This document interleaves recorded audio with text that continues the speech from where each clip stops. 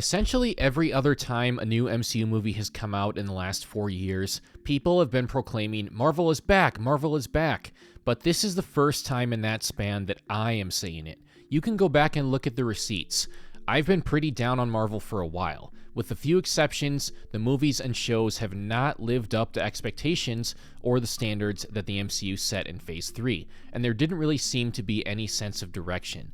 This is the best and most excited I have felt about the quality and direction of the MCU since 2019. Let's talk about why. Of course, the first thing we have to talk about here is Thunderbolts. Spoiler warning, by the way. Thunderbolts is my favorite MCU movie since at least No Way Home, possibly even since Endgame, and one of the most unique MCU movies to date. For the first time in a long time, an MCU movie feels contained and like a singular vision, while also feeling like it's furthering the overall universe. That classic MCU vibe that we had in the first 3 phases, but hadn't really returned to since then. You have director Jake Schreier and writers Eric Pearson and Joanna Callow, who clearly had a vision for this film and a true love for the characters and franchise. Thunderbolts is about something real and one of the most character-driven MCU films to date.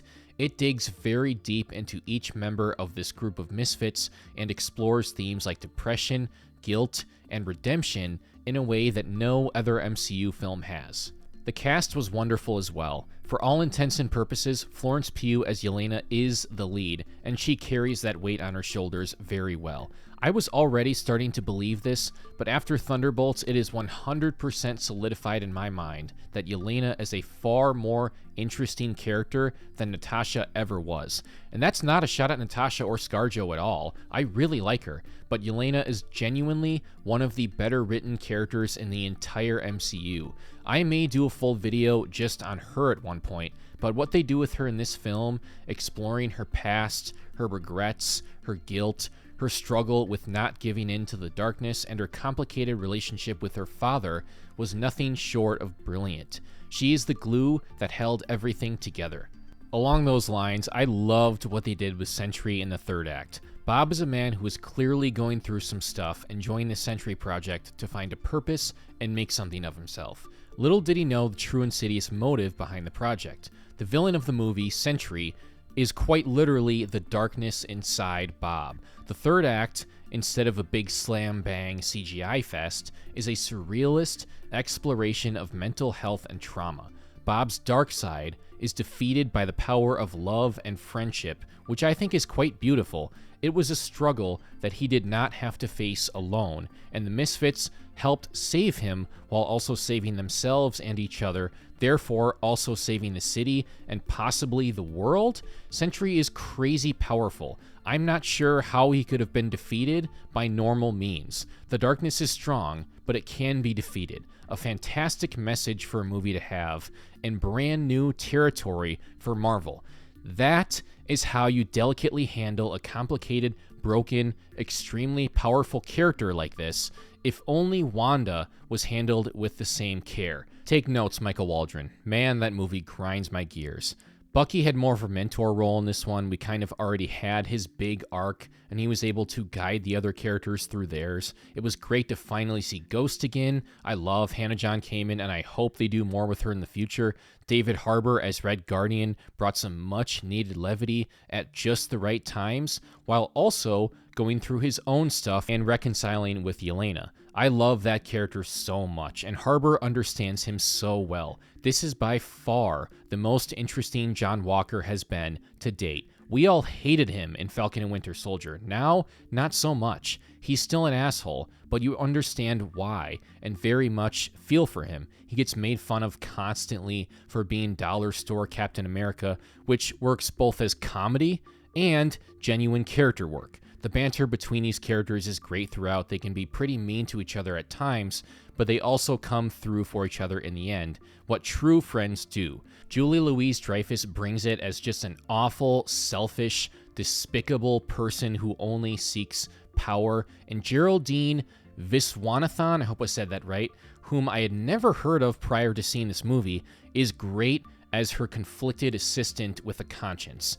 Taskmaster is there, barely. Honestly, that didn't really bother me. She was pretty much a nothing character, and I think they realized that. San Lu, hope I said that right too, did the score, and I would be remiss if I did not give him a shout out for that. Perfectly captured the emotions of every scene. The film is also wonderfully paced, not a moment is wasted, and it did not get bogged down in subplots or cameos. It flows just as well as the absolute best MCU movies and has a very straightforward plot. The complexity comes from the characters and the themes. That's why it works so well. I alluded to this before. Despite feeling very singular and contained, it also feels very much like a part of the larger MCU and has implications on the future. By the ending, we finally know who the new Avengers are, or at least one version of them. This was a question we had been asking for years. Avengers Doomsday comes out in a year, and we had really no idea who the new Avengers were even going to be. We get our first real answer here. The Thunderbolts are the new Avengers with the Z, which is why there was an asterisk in the title Thunderbolts. We also find out that Sam has put together his own Avengers team and is at odds with this one. We don't know who is on it yet, but at least we know that they exist. We finally feel like this is all going somewhere. By the way, why can't they all just be Avengers? The more the merrier. Why can't they all just get along? I imagine by the time Doomsday comes around and we have this huge multiverse level threat, they'll be getting along just fine. Of course, we have to talk about the Fantastic Four. I was pretty excited when this casting was announced. Vanessa and Eben in particular. I was admittedly a little skeptical of Joseph Quinn as Johnny Storm, but from what we've seen, he seems to have that role on lock. The trailers have been great. Everything I have heard behind the scenes has been great, and they were teased in the end credit scene of Thunderbolts. Yes, we all knew that the Fantastic Four was going to be in the next Avengers movie, and most of us knew that they would be coming in from another universe or timeline, but that didn't make it any less cool to see. Felt very much like early MCU Nick Fury showing up at the end of Iron Man, or Thor's hammer at the end of Iron Man 2, a level of excitement and anticipation that I have not felt in a long time. Which brings me to Avengers Doomsday. I was a bit disappointed when this movie was announced. I wish they had stayed the course with Kang and just recast him, but I understand why they didn't do that. The announcement of Robert Downey Jr. as Dr. Doom, no joke, almost made me tune out entirely. I thought it was ridiculous and an obvious desperation move. The audience will only be able to see Tony Stark, and it will be a huge distraction from actually getting invested in the movie. Then I saw some recent set photos, and if I'm being completely honest, I didn't even recognize him at first. He has shaved his head and looks like a completely different guy. He might have a wig, he might be in costume almost the entire time, he might have a bunch of makeup on. It is entirely possible that Downey will just disappear into the role so much, both physically and performance-wise, that we won't even see Robert Downey Jr. or Tony Stark, but we will truly see Dr. Doom. Despite being annoyed at the way it was done with the 30-minute chair reveals, I do like the casting announcements for Doomsday. A good mix of characters old and new, ones we know well and ones we don't know quite as well. Loved seeing Channing Tatum and Winston Duke in that photo. Please give Winston a large role in this one. M'Baku is such a great character, and I feel that he has been underutilized a bit. One of my favorite characters and actors in the entire MCU. This could be a big swan song for Thor, and I'm still holding out hope that Wanda will return. I don't care that Elizabeth Olsen said she's not in it. We should have learned our lesson from Andrew Garfield. Things are looking up for the next big Avengers movie. We also have reports that Marvel will be significantly scaling back the number of movies, and particularly TV shows, per year, with the focus on quality over quantity. Many of us felt that there was way too much content in the last 4 years, especially TV shows, and that Feige was spread too thin, not able to give the proper care to each and every project. It was not only too much to keep up with, but also the quality had declined significantly compared to phases 2 and 3. At the very least, it wasn't nearly as consistently good. There may have been big hits here and there, but their batting average was much lower than we were used to, and there didn't seem to be much of a general direction. They were setting way too many things up and not paying them off, and people were starting to tune out. But for the first time since Endgame, the quality has improved, the quantity has decreased, and the cohesion is finally present again.